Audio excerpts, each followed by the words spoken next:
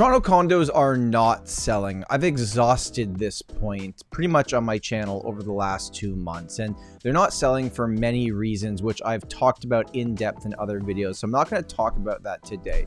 What I am going to talk about is the 3 pieces of advice you need if you actually want to sell. We can talk all day about why things aren't selling. I'm going to tell you what you need to do if you want to be one of them that actually sells. News headlines recently have talked about how the Toronto condo market is a ghost town, or that sales volume is tanking. And I've been quoted in some of these articles, and they continue to reach out to me to ask me what's going on in the market. And all they want to know is the negative. When I give them suggestions on, hey, well, here's the ones that are selling, and here's the reasons that they are, they're not really as interested. So if you're thinking about listing your condo for sale in Toronto in 2024, or you've tried previously and it didn't work out, this video is important. What I'm going to tell you is going to save you a lot of time. I've been doing this for a while now. In 2023, nobody sold more condos than our team did in downtown Toronto. So I feel like I really do understand what I'm talking about here. And I've seen worse markets than today. In 2020, I'd argue it was worse. Prices dropped a lot faster than they have now. In fact, they haven't really started to drop yet.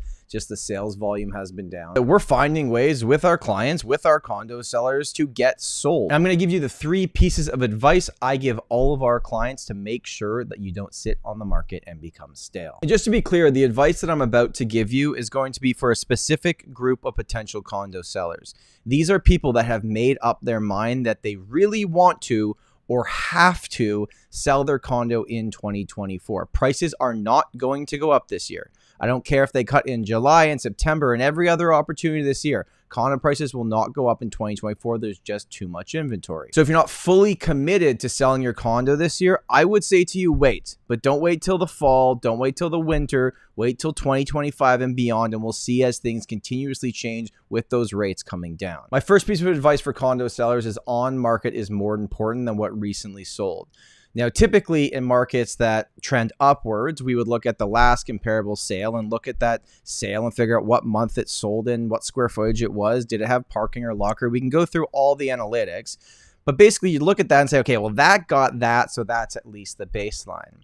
But now people are looking at the last sale and saying, well, that got that, I want that. And that's not the market that we're in. Like, we're at a point now with inventory that if this inventory remains, the prices are going to actually drop a little bit. Like, again, I've said this before on the channel, like, I don't think it's going to be crazy, but I think you will see a little bit of a drop in condo prices. It's kind of inevitable if you look at how much is on the market right now. So you can either hang tight and hope that you got what the last person got a month ago when there wasn't as much inventory, or you can wait, not sell, and then someone in your building really needs to sell, sells and sets a new price, and then you have to jump back down. You've wasted 30 days waiting for that to happen. You actually want to be the one that sets that new benchmark. The joke in real estate is that every seller you talk to believes that their property is special, right? It's better than everybody else's. And with houses, they're so different that, like, you can actually realistically have that conversation. Listen, condos are square footage in the sky, and it's easy to price them, and it's easy to truly understand their value. At least for me, at least, I think it's a lot easier than houses. So if you have a 1-bedroom condo for sale for $600,000, you need to know how many other 1-bedroom condos are for sale in your price point, because there might be 100, there might be 200 right now. And if you look at that list and, like, take the bias out of this and look at that list and go, like, well, where would you rank on that list? Because I can tell you, if you're past the top 20, you're probably not even getting showings.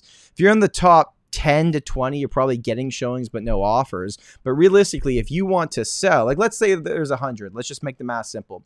We know right now that between 15 and 20% of condo listings are actually finding a buyer every single month. And it's going to be the ones that are in that top 10 in terms of how they look, how they're priced, probably the fact that they're owner occupied or vacant. They're the ones that are actually going to sell. So stop looking at what sold 2-3 months ago and saying, well, that's my comparable. It's not the comparable. It's much more important in today's market what your competition is, and the fact that if there's 3 properties in your building that all look the same, any buyer is going to book a viewing on all 3 of them. How are you going to make sure that yours stands out? You don't want to become the decoy listing. You want to make sure that you look better than your competition. If that means slightly undercutting them to make sure that you sell, well, that's something that you might have to consider. My second piece of advice is the presentation of the property. Now, some of this will sound obvious. Still can't believe how many properties I see that have cell phone photos taken. You can, like, see the person in the mirror sometimes and they're taking the the photos. Can't believe it. But when you think about presentation of a condo today, well, if I'm looking at the ones that are actually selling, there's a few things that they all have on the checklist. Typically, they're owner occupied or vacant. Again, I've talked about that a lot already. So tenanted properties are having a much harder time selling right now. So they're owner occupied or vacant. Staging certainly helps. It doesn't guarantee that you're going to sell, but it certainly helps. And if you have nice furniture, that certainly helps as well. Are you being flexible with the showing times on your property? Is it clean? Like, this is all kind of obvious stuff, but things that people could kind of get away with when it was a hot condo market. Like, you have to make sure that if a buyer is interested in your property, when they get there, it's easy for them to book a showing with their realtor. You know, the lockbox is not hidden down the street. It's easy for them to get in. They have a good overall experience in the building. And the final thing for presentation is your key image. So this is image number 1 on your MLS listing. For Toronto condos, I very rarely put an exterior shot of the outside of the building as my first photo, because you blend in with the other 100 on the market. That first photo, which we call the key image, that has to be the interior shot of the property, whatever angle the photographer takes that makes it look its biggest, its brightest, its most beautiful, that you can see the biggest amount of the property. That's going to catch that potential buyer's eye. And then when they see it, they're looking at the key image, right, on whatever platform they found it on online, on realtor.ca or any of the other platforms out there. They look at the key image and then their eye goes to the price. If you search listings, you do the exact same thing. And the only way you're going to click through the rest of the photos if you like the price, if you like the key image, and then you start learning more about that property. If not, you're going to move on. My third piece of advice is pricing. You have to be the best price. There's no ifs, ands, or buts about it.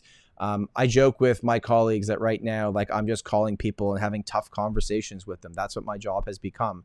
Now, I've experienced it in 2020. The end of last year, it was just as bad, if not honestly kind of worse. So I've had these conversations a lot. You can't just hire a yes person that's going to tell you what you want to hear because it makes you feel good. You got to hire someone that has experience, has actually done it before, that can get it sold. That's what's most important, because if you don't do that, you're going to sit on the market for a long time. I've learned this from doing this for over 10 years and seeing quite a few different markets. It's been a very interesting last decade here in the city of Toronto. Regardless of market conditions, of interest rates, of months of inventory, on supply and demand, one thing has always remained the same. Properties that are priced correctly sell. Even a really crappy property, if you price it correctly, somebody will see an opportunity and they will buy it. So if right now you are blending in with all your competition and you've decided, I am going to sell this property in 2024. These are the 3 pieces of advice I would highly recommend taking seriously. And maybe you've watched this video and it's just told you that, hey, you know what? I actually don't need to do it. I'm going to take my property off the market, not put it onto the market, or I'm going to wait until 2025. I hope this was valuable to you. Thank you so much for watching. My name is Tom Storey. And remember, home is where your story begins.